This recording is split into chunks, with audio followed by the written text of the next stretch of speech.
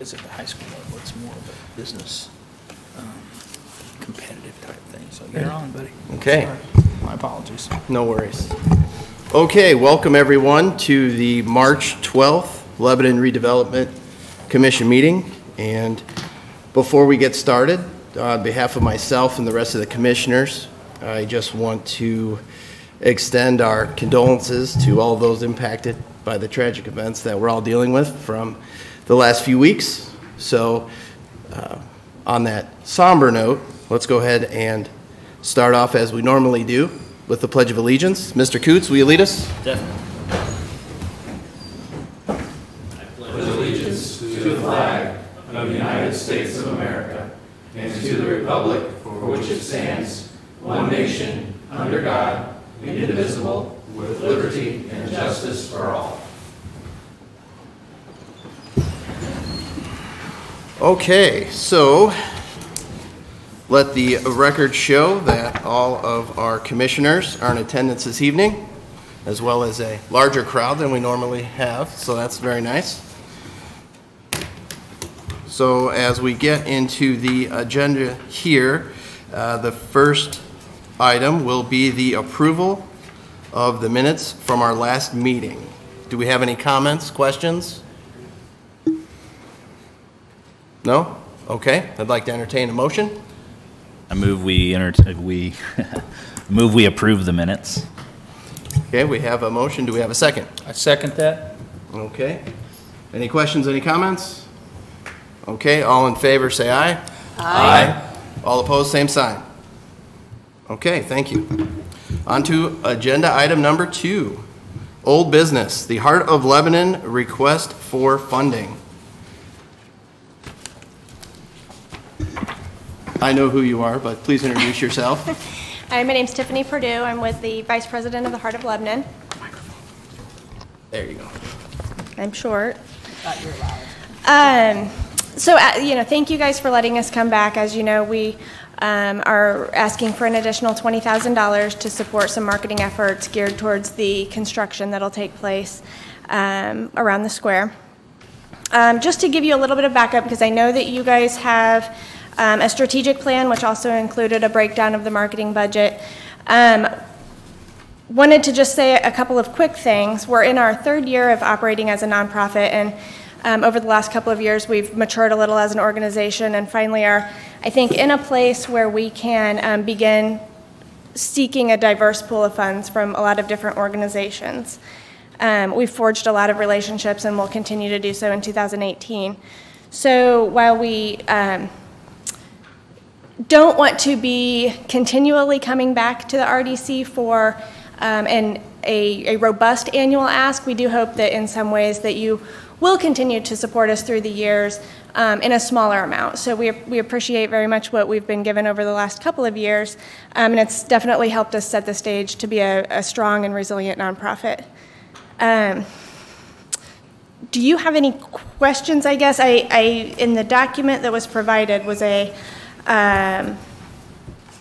strategic plan, which kind of covered a little bit more about us and our goals for not only 2018, but also 19 and 20. And then a breakdown of those goals. And then finally on the last page, a marketing breakdown where it relates to the budget. Well, I will have to say that thank you very much for putting this together. This is exactly what I wanted to see. Good. When I asked at the last meeting. He likes spreadsheets. I do like spreadsheets because it helps me see the future. So good.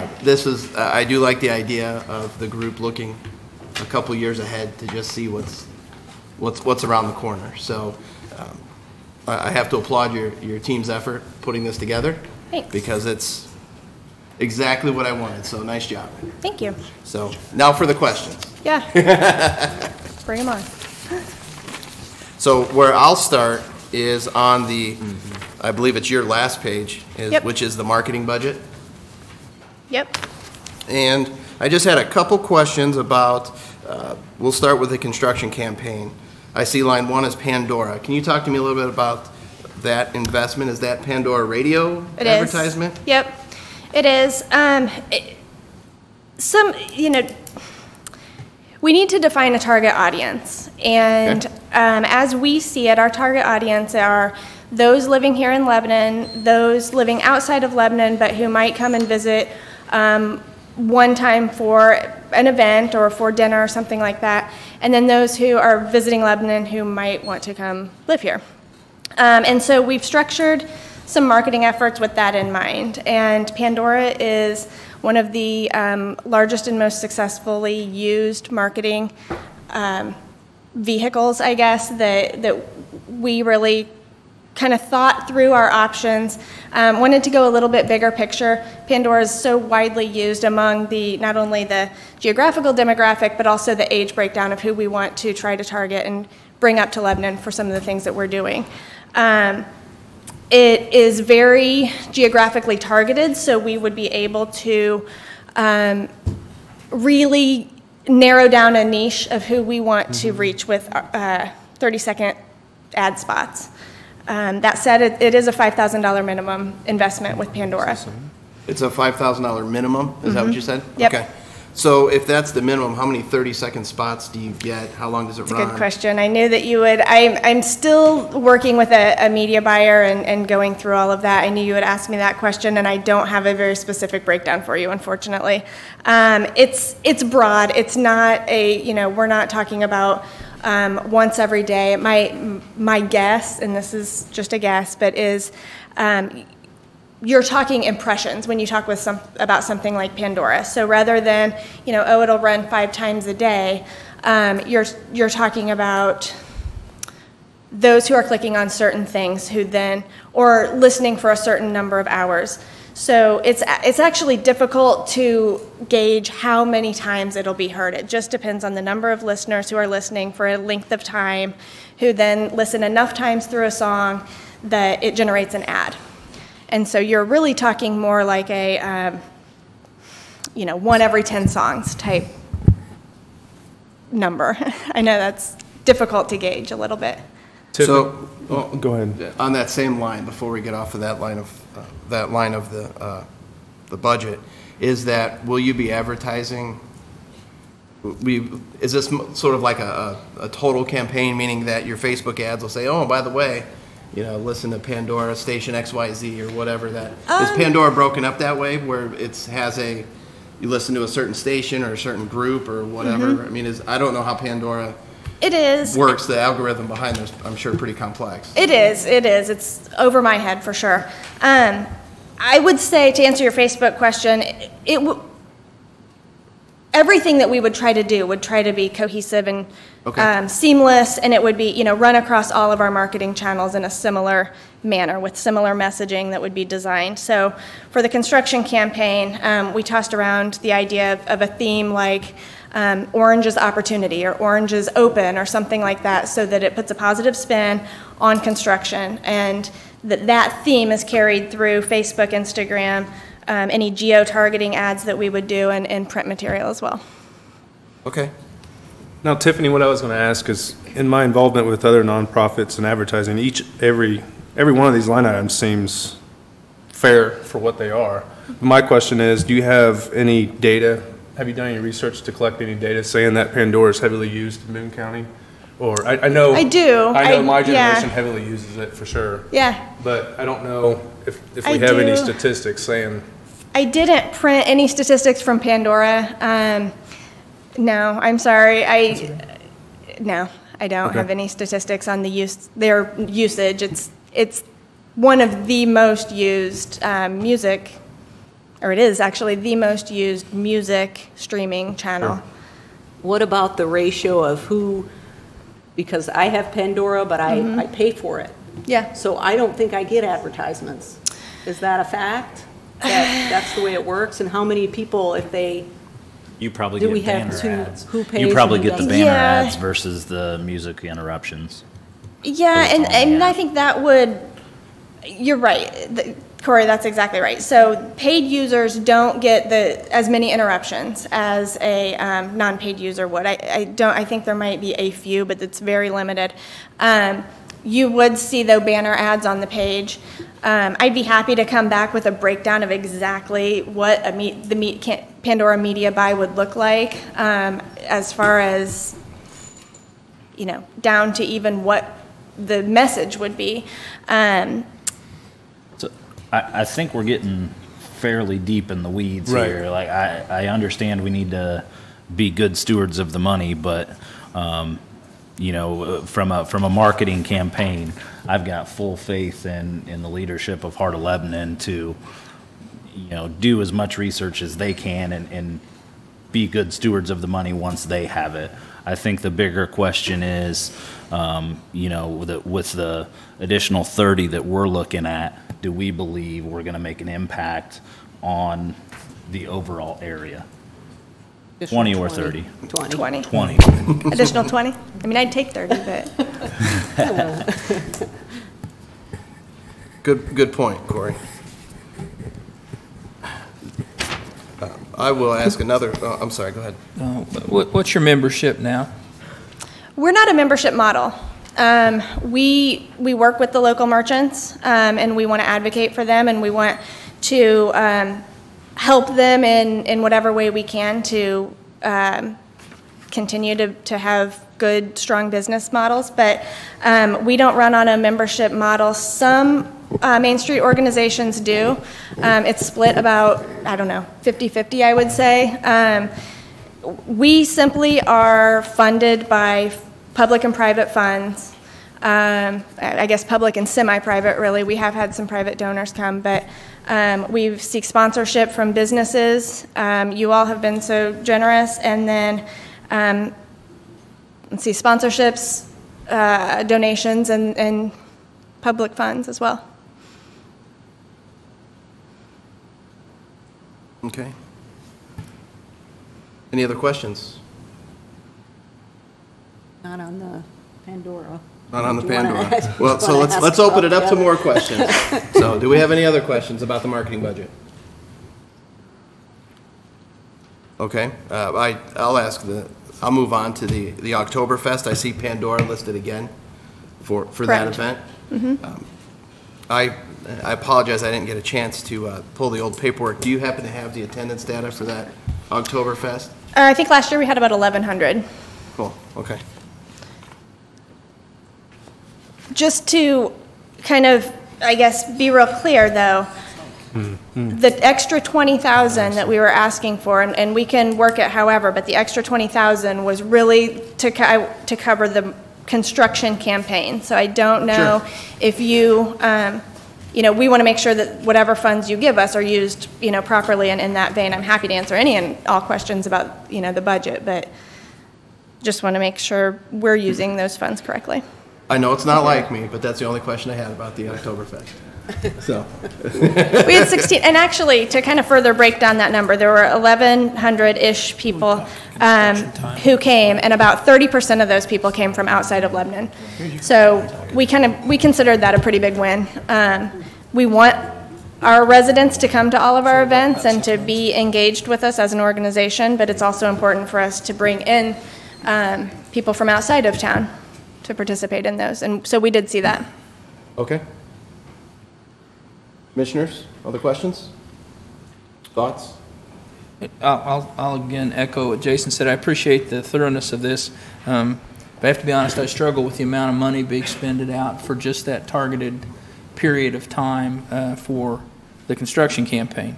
Not opposed to it. It just seems like there's a lot of money going out. I do appreciate the phase-specific messaging. I think that's important because if I recall from the construction process, it was phased in as to different locations around the square. So I think that's critical. But as I'm driving here looking at the square, there's seems to be some inequity as to which businesses are where and when and how. So, but I'll finish on a positive. I think the fact that you went to this degree of completeness in your presentation, I sincerely appreciate. It's one of the first times I feel comfortable in looking at exactly what the thought process was going into the expending of money. Good, thank you. I think the other good thing to point out here is while we're specifically looking at the construction campaign, if you think about the overall marketing strategy of the Heart of Lebanon, realistically, you're looking at Heart of Lebanon funding a substantial part of that marketing piece for the year. Because if you look, so Oktoberfest obviously in August, Mischief on Meridian is going to be in October, Small Business Saturday in November, and then you're hitting December with Christmas on the Square. So that's 4 months that they'll be supplementing with their private, equity injection. So really the bang for our buck is helping our businesses around the Square for the summer months. Okay. I think I just have a comment, or maybe it's a question about the local radio station. Would they be of help? Is that something that they would just do without even charging a fee for it? Perhaps? I think generally they, You cannot confirm that in an open meeting. I, just from past experience with nonprofits, there's a nonprofit rate, but they usually don't give away too much. But it is a channel that we'll look into using for sure. But again, we want to make Lebanon residents aware of what's going on, and we want to make sure that they know which streets are open, which streets are closed, which businesses on each street. It'll be collaborative with the businesses. But also we want to bring in those from outside of town too. So we have our local media outlets, but at the same time, I think we're ready as an organization to become a little bit more broad, so that more people besides those sort of our core Lebanon crowd are coming in, having dinner, shopping, coming to one of our events, and really then considering Lebanon as a destination. So as much as we will spend a lot of time and energy and probably money on our local ones, we also want to be a little more broad in our thinking, I think, in year 3 here. So that was your thought process behind extending so many funds towards social media? It is, yeah. And the fact that with social media, you can really target very specifically who you want to reach. It's nice because you can really zero in on an age, even a socioeconomic level. I mean, you can really narrow down who you want to get those messages. So we feel like it's a bigger return on our marketing dollars to be able to go that route. And while it's sometimes difficult to see the return on that, you have some metrics you can come back to. So, our hope is that, I know you guys have asked for certain reportings in the past. Our hope would be that when we come back and give that report, we can say X number of people clicked on this, and X number of people, our year 2 Oktoberfest compared to year 3 was increased by 46%, or to give you guys some numbers, you and the rest of our funders too, because we want to be reaching out to more and more sponsors and grantors. We want to begin to establish a reserve and really grow the organization so that we can continue to do these things and work with our local organizations to make it be the sort of the placemaking. And I agree, and you should be able, through whatever platform you're going to go through, or your media buyer, that should be part of the process. They give you back this many hits, this targeted demographic, yep. Outside, inside the community, outside, inside the county. Yep. That's the one nice thing about I found with social media is you can very easily target your demographics. It is. So that's great. Yeah, you should be able to come up with some good numbers for the next time you come and ask for money. Yeah. Okay, well, on that note, I don't have any other questions. Commissioners? Okay, well, I think we need to make a decision. I'll motion that we approve the extra 20 grand for the Heart of Lebanon for construction advertising during 2018's construction season. I'll second that motion. Any questions, comments? All in favor? Aye. Aye. Aye.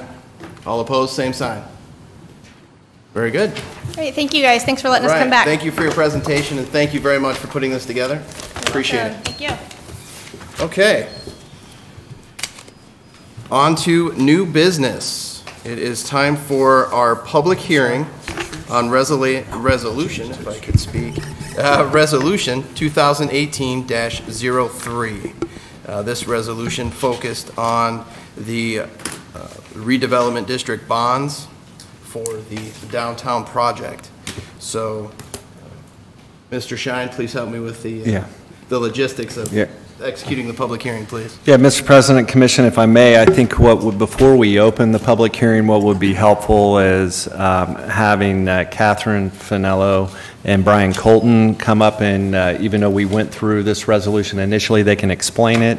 And then once we do that, then we can open the public hearing, close it, and then go through and take any action. Very good, thank you.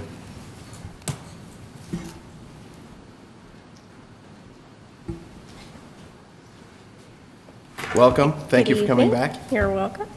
Catherine Finello, attorney with Krieg DeVault, serving as bond counsel. And the resolution you have before you with regards to the public hearing is just the appropriation of bond proceeds. As you approved in the last meeting, the issuance of the redevelopment district bonds in an amount not to exceed $2,960,000. And what you're doing tonight is to approve an appropriation resolution which is required under the statute. Okay, very good, thank you. I don't think, Brian, did you have any comments on that? Okay. Well, first, I'd like to open up to the commissioners to see if they have any questions. They've had any new information or anything they're curious about? No? Okay, so now is it open to the public hearing? Yeah, and I think formally, Mr. President, if you just open the public hearing. So now would be the opening of the public hearing for Resolution 2018-03. So if there's any questions or comments from the commission? Anyone? Or the public?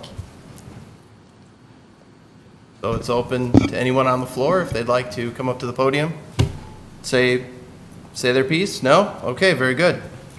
Well, on that note, I will go ahead and close the public hearing. And we can go ahead and entertain a motion, correct?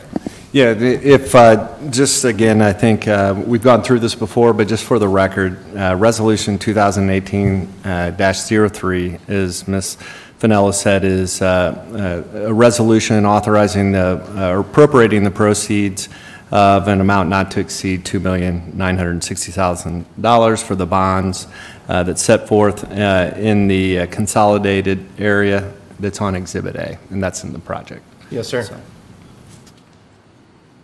So at this point, okay, well, I'd like to entertain a motion.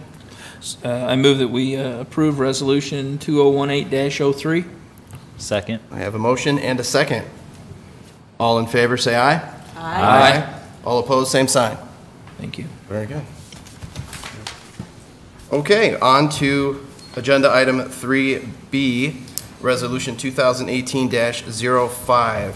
This is a resolution for the redevelopment district bonds to local public. Well, Mr. President, if I... Is it to amend the... Yes, if for clarification purposes, again, Ms. Finello's here and Mr. Colton, if we need some further explanation, but this Resolution 2018-05 is amending Resolution 2018-02, which authorized the issuance of the redevelopment district bonds for the purposes of providing funds to pay for local public improvements. And I think with that, Catherine, do you want to step forward and really explain to the commission why we're doing this? Yes. Catherine Finello, attorney with Krieg DeVault, serving as bond counsel. And Brian is also here to explain from the municipal advisor side. But basically what we're doing in this resolution is providing for a covenant to levy the special benefits tax in the event that you need to draw on the debt service reserve. So let me back up and say the redevelopment district bonds that were authorized, I think about a month ago, are payable from tax increment generated in the consolidated economic development area. However, they are also, to the extent that tax increment is insufficient, you would levy the commission would move to levy a special benefits tax to make up for that deficiency. And after conversation, let me back up again and say these bonds will have a debt service reserve, and a debt service reserve can be funded either with cash or with a surety policy. And UMBAW has advised that a surety policy is the way to go here. And so after speaking with them, they wanted some further language with regards to how soon the commission would move to levy the special benefits tax in the event that you make a draw on that insurance policy to cover a deficiency. And so that's basically what this one does. So it cemented the policy, so just added It does. additional It details? provides a little extra language Okay. that they wanted to see. And this one also provides for the purchase of bond insurance. As Brian can explain, I think after looking at the request for proposals that the city received from some of the underwriters, and which the city did you all proceeded to go with Stiefel, who is the underwriter on these bonds. There was discussion that maybe bond insurance was on the table, and so we did not provide for that in the original resolution, and so we wanted to have that option here, and I don't know if Brian has anything to add on that issue.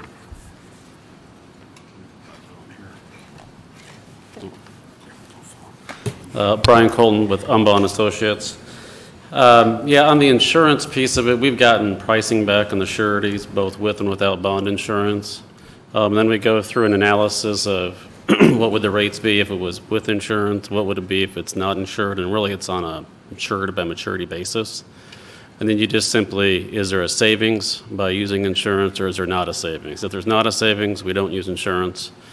That would have a higher surety cost, but in the net, amount of the cost, it would still be less. So we'll look at that when we go through the pricing with Stiefel. Okay. And you can do it, as I said, it can be, half of the bonds, all the bonds, a portion of the bonds. So that's part of the pricing process. Okay. Any additional questions? Okay. At this time. Okay. I think that's all. Thank you for that presentation. Appreciate that. So I will entertain a motion for Resolution 2018-05. I motion we pass Resolution 2018-05. I second. And a second. All in favor, say aye. Aye. All opposed, same sign. Very good. Moving on to Resolution 2018-06. This is a resolution concerning the lease rental bonds, and that lease is between the Lebanon Redevelopment Commission and the Lebanon Redevelopment Authority. Say that 3 times fast. Right. Is there any additional information on this resolution? Good evening again. Hi. Catherine Fennell, attorney with Krieg Vault, serving as bond counsel. And so this resolution is basically the same concept as the previous resolution with regards to a covenant to levy a special benefits tax in the event to replenish the reserve, because the authority, the lease rental bonds will have a debt service reserve just like the redevelopment district bonds. And so it's the same concept, same procedure, and you're basically taking the same steps here to covenant to levy that special benefits tax in the event that you might need to make a draw on, the authority needs to make a draw on the reserve. Okay, very good. Any other questions? Okay, I'll accept the motion. Rob, do we need to read it in? Yeah, why don't, Mr. President, Commission, Resolution 2018-06, as Catherine indicated, would be a similar concept again, as there are 2 separate bond issues that are occurring here, and this is pledging certain tax increment to the debt service for the Redevelopment Authority lease rental bonds of 2018, rather than the redevelopment district bonds that we just heard. And this authorizes the Commission would be pledging the tax increment to replenish the reserve on the earliest possible date if there was ever a draw on the reserve. So that is essentially Resolution 2018-06. Okay. Any other comments? Okay, well, now it's read into record. I'll entertain a motion. I move we approve 2018-06. I'll second that. I have a motion and a second. Let's go ahead and vote. All in favor, say aye. Aye. All opposed, same sign. Very good. On to the next agenda item, which is the Estes Building.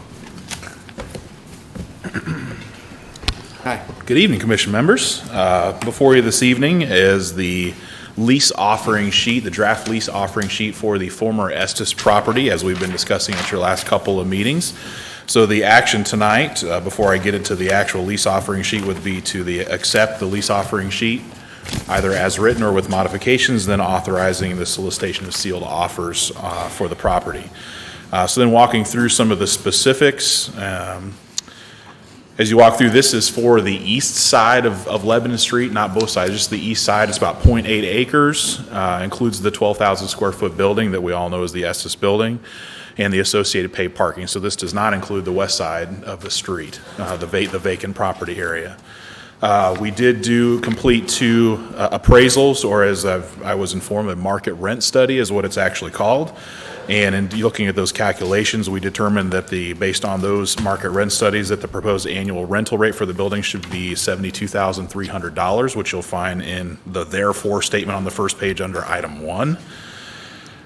We did include that there would be a pre-bid meeting for any potential bidders. This is a required meeting that we'll hold later this month on March 26th. And then the schedule will then be to open and consider written offers on the April 9th regularly scheduled RDC meeting, and then accept the bid at the following meeting.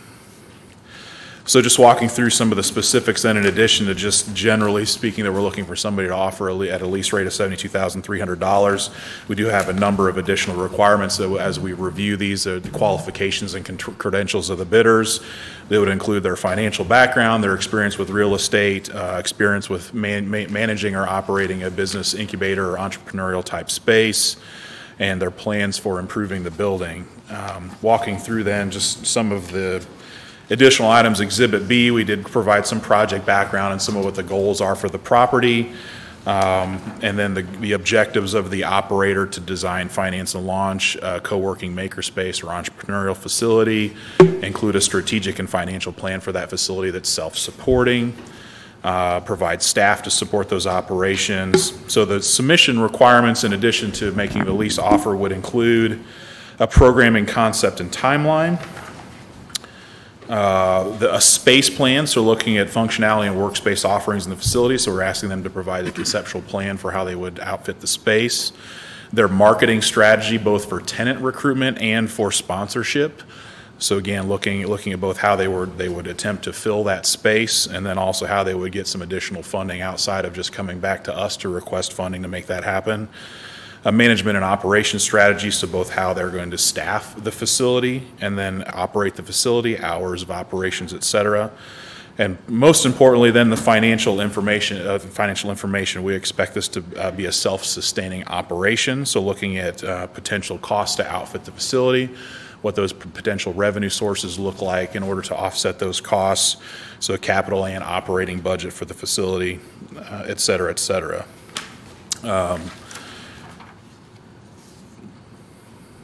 Just to kind of finalize that, then the provides some description of each team member on the bid team, their qualifications and background, a documentation evidencing the strength of the bidder for this type of facility.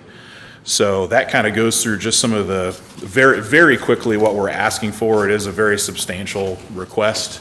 We want to make sure that we, at the end of the day, we don't realize we missed something we should have asked for. So this is pretty much asking them for a complete financial and operating model in addition to what their lease offer is for the building. So again, this would just be accepting what we're looking for from you tonight is accepting the lease offering sheet, and then we would be distributed for soliciting sealed bids. And I'd be happy to answer any questions.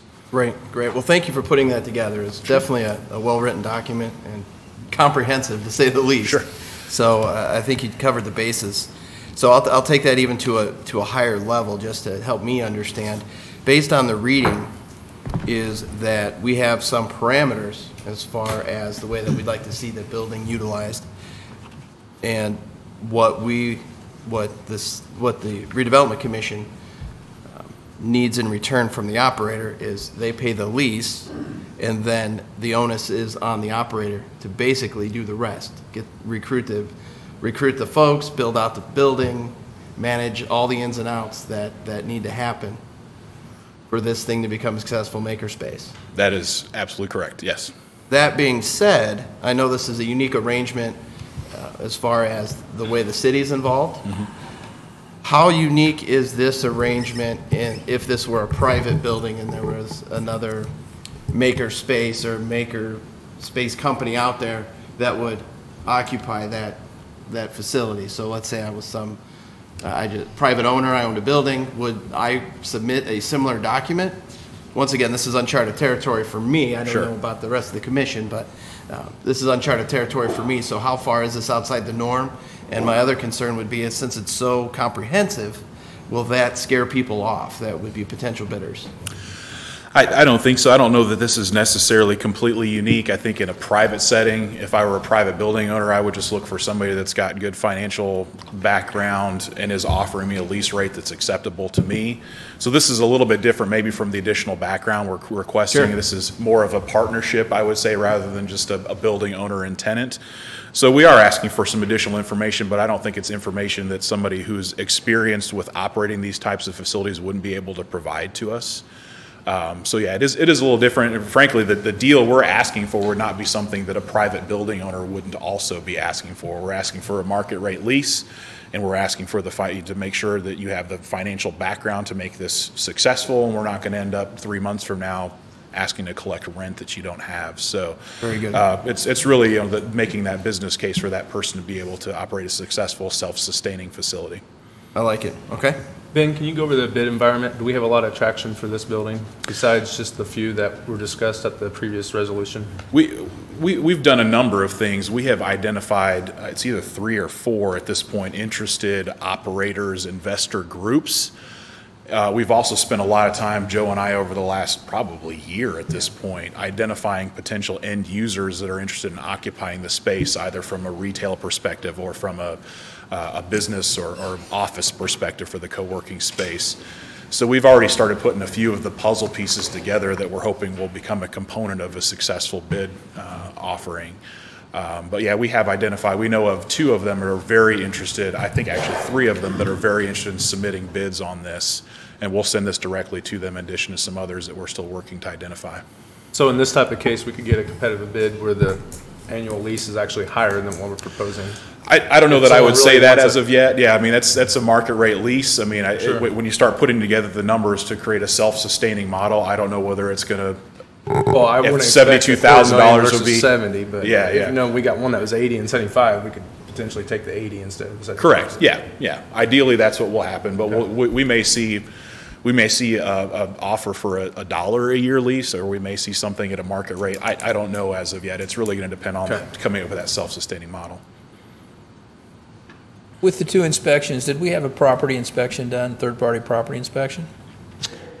As part of the appraisals, or well, just so we know what the property, what shape it is, because I assume as a leaseor we're leasing this as is. Yes.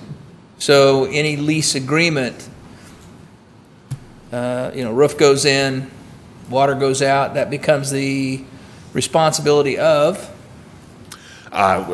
We haven't really gotten that far in the discussion yet as to what the actual lease agreement would look like, but so I guess my point being, I think I would be comfortable with some type of inspection that would tell us that the property has this potential for future investment just for infrastructure purposes, whether it's HVAC, whether it's roof. Because then we could come up with the 72.3 and find out that there's another $120,000 of needed infrastructure work. Then who absorbs that? Well, I think right now we're looking for a self-sustaining model. So if there's improvements like that, unless the bid we receive back is requesting for some sort of funds either from the city or the RDC, that they're providing a self-sustaining model. I can tell you, we walked through it with a general contractor. We know it's going to need at least some patchwork on the roof, if not an entirely new roof. The brick all needs tuck pointing. There's some places in the building where you can see through to the outside from the inside upstairs. So we know there's brick work and roof work that needs to be done. All the wiring, there's still some knob and tube wiring in the upstairs. So you're talking about some work that's going to have to be done to the infrastructure. So it's all going to come down to how they structure their bid as to whether they say we would rather lease this for $1. And then we'll come up with a self-sustaining model, or release for $72,000, but we're going to ask you for $150,000 for these. And that's kind of one of my concerns, Commission, that we could be confronted with a potential lease agreement, but all of a sudden we're in this money pit of a property, and I don't think so. I think the location alone justifies the price we paid. There's no question that I think it's a good deal. But I do have some concerns before we go too deep into it. I think I would be offended at $1 unless, we found out there was $300,000 worth of work that had to be done. Then I'd take $1 lease if they pay the $300,000. But I didn't do it, and I apologize. I just popped in my head, so I did not have a chance to share this with the commission. No, that's just fine. It's great input. Great input. So, thank you for that.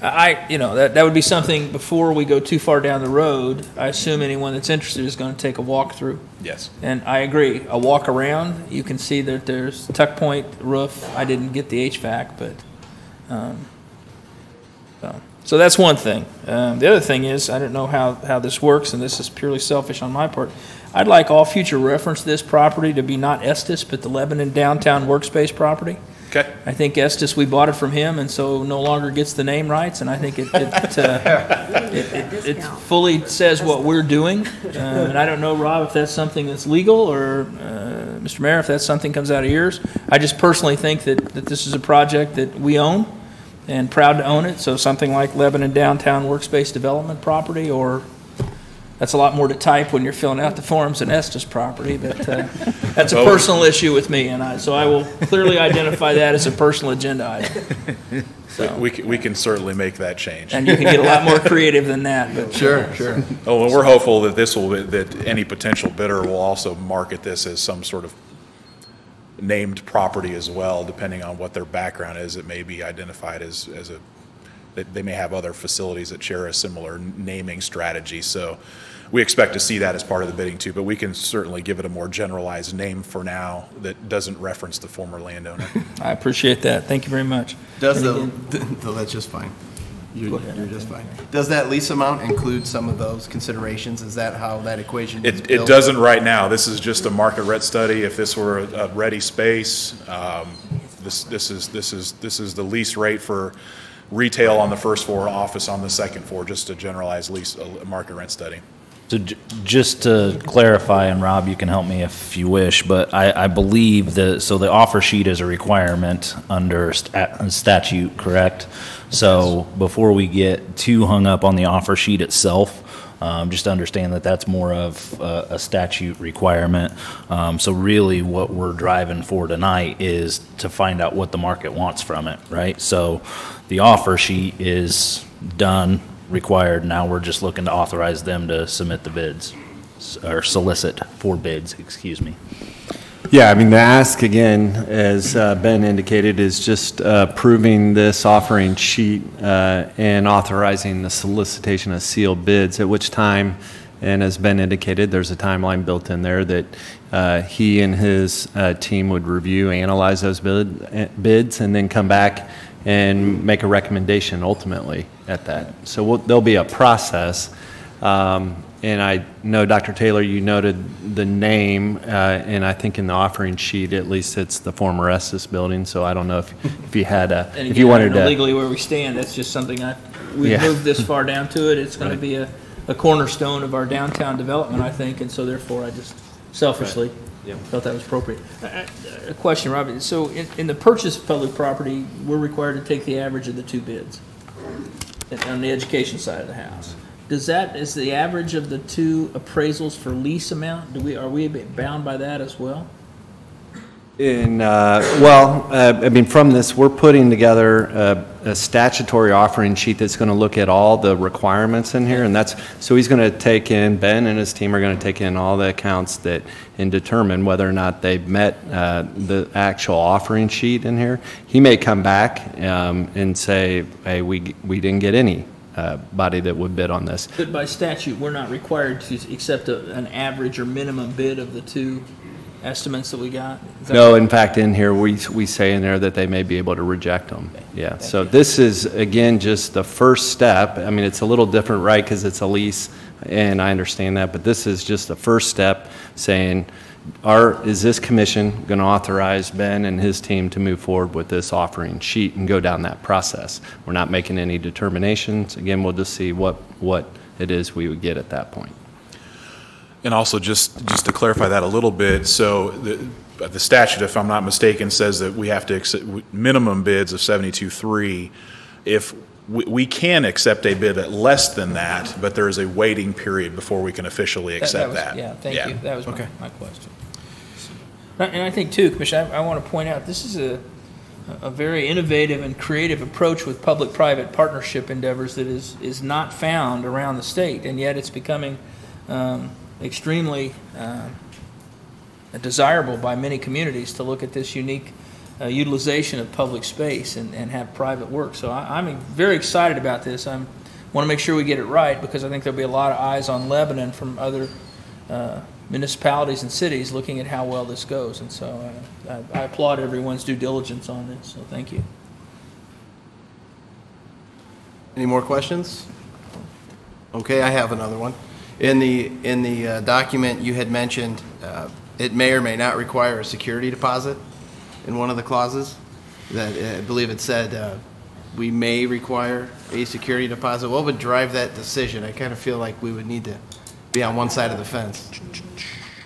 I'm going to have to go back and find that. I remember where it was in, but I need to find it again to make sure I don't misreference something. I didn't mark the exact section, but yeah, when it comes to that, I just feel like if we have any amount of doubt, if I was bidding it from the other side, I would say, why would I give you money if I don't have to? Well, I think, again, if I may, Mr. President, when looking at this, and again, Ben, we'll look at the statutory requirements, the highest and best. And if you look on page 3, I mean, it talks about the qualification and experience of the person or entity submitting the bid, and that's a factor, right, in evaluating the bid together with any financial components, looking at it in financial responsibility. So those are just factors, again, that are taken into consideration. And then my last question on that, not on that front, but my last question that I had written down was that this appears to be a pretty good amount of work to happen in the next 4 weeks. Is that realistic for someone to be able to put that together? That's an excellent question. I think we've done some of the legwork to identify a few groups that are interested, and they've already started taking a look at this. But it is a pretty aggressive timeline. I agree with that. Okay. I just what I would like to avoid is scaring people off because they're just saying, well, that's just unrealistic. We're not even going to take a look. If there's good quality folks out there that want to take a look, I wouldn't want that to be the deciding factor. That's all. So there is some flex in that, or are we trying to meet the commission's? The way I guess we would have to decide now whether we want to change. We can change the dates before we distribute this if you guys wanted to make that part of your acceptance. I have no problem doing that. I just looked out at the next 2 meeting dates. So if you would prefer to make it 60 days before you would accept sealed bids, I have no problem changing those dates to make sure that we get appropriate response. We would need to rely on your expert opinion on that. Yeah, I mean, do you think they need 60 days or is 30 days? I will say for the amount of information we're asking for, it is an aggressive schedule. Is it going to eliminate some bidders? I don't know that I have enough information to know if it would or not, but it is a pretty aggressive schedule. And the 60 days seems almost too much, but the 30 days is their. Would the commission be interested in a special meeting? Yeah, would we potentially be looking at a special meeting, given that we may have some other downtown project stuff come up potentially? So just plan on a second April meeting, which would put us at April 23rd. So they gain about 2 weeks out of that. That would be March 23rd? No, April 23rd. Oh, so still have the meeting on the 26th, but give them essentially just shy of a month. So it would be April 23rd. Commission would meet in a special meeting with whatever agenda items need to be. It'd be I said leave that open tentatively and then post it if we need to meet. I believe this is going to go public advertised, correct, Rob? Yes. Yeah, so we're going to have to advertise a date. So it's either going to be April 9th or you're pushing all the way to May 14th. A little too broad, I think. Ben, you said the people that are attracted to this is right up their alley. This is what they do on a regular basis. And there's 2 of them that have other successful facilities like this. There is a third that's just a very interested investment group that is assembling a team to respond. They've got the banking and financial background, and they're looking to find the operator. But yeah, Even with that, this is an aggressive timeline for somebody to put together a space plan and a financial and business plan. It is a good level of work. So whether it's April 23rd at a special meeting or the regularly scheduled meeting in May, I can see where there might be some benefit to giving them a little bit more time to finalize their response. Linda, you had said that the 60 days sounds like too long. It might just be too long. What would be the harm in waiting for a regularly scheduled? Mayor, before you step out there, sir, do you have any opinion on the matter? Versus, say, April 23rd versus May 14th? From my perspective, I just want to make sure that whoever would like to submit a plan can, right? So I do understand, I do think 30 days probably may be too short, but I do think, if it's 45 or 60, I don't know if that's that much of a difference. Okay. But I don't know if there's a way to write it too, where we could make it flexible, but At maybe this not point- with the publishing. But Okay, thank you. At this point, my opinion is that the 60 days would be acceptable. So just do the May 14th? I think that would be acceptable. If somebody's got their financing together, that's different. If you don't have their financing together, they're gonna need the time. Well, the other consideration is that when you have anything that has to do with the government, federal, or you're waiting for responses. Be careful you're talking about us. Well, I understand that. Look at how long we're talking about That's all I'm saying. the rent. So with- when it goes through due process, it takes time, because we do it I right. think then I agree, the 14th, we can move that to a 60-day. So with all that being said, based on timeline as well, so I move we approve the offer sheet with 2 minor amendments. Number 1, moving the reading to May 14th at the regularly scheduled meeting. And then number 2, titling the property the Lebanon Downtown Co-working Development. Property, place. And then one other point, Is that with a hyphen or without a hyphen?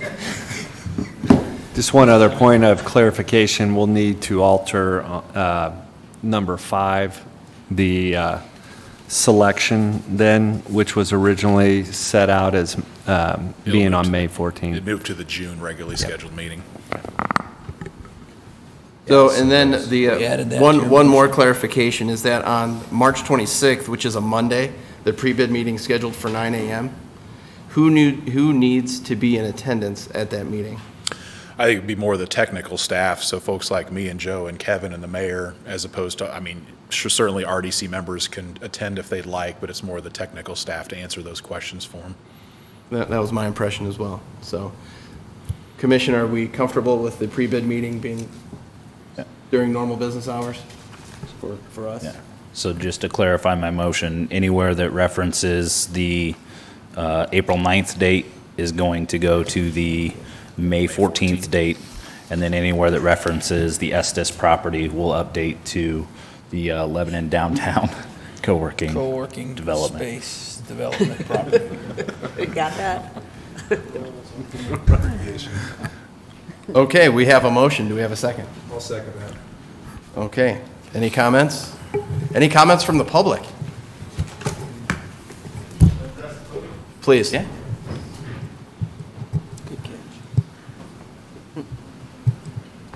Hello, ladies and gentlemen of the commission. My name is Justin Williams. I'm a real estate development graduate for the University of Indianapolis. And what was the property's address? I heard the reference of the Estes property, but I didn't really hear the address. 309 South Lebanon Street. Okay.